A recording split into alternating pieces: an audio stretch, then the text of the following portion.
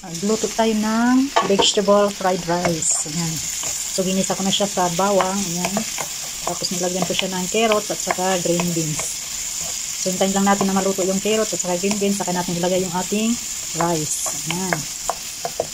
Nilagyan ko pala siya ng soy sauce para pang palasa natin.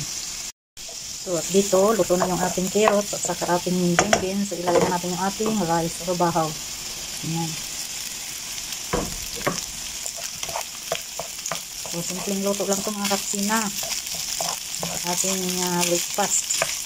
So, halo-haloin lang natin.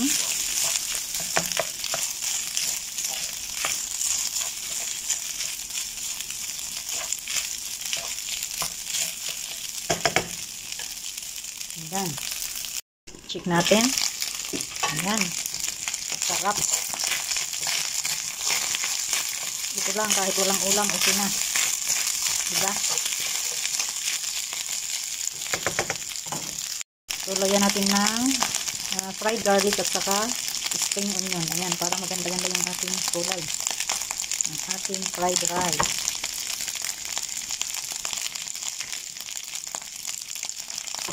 Diba? Yummy.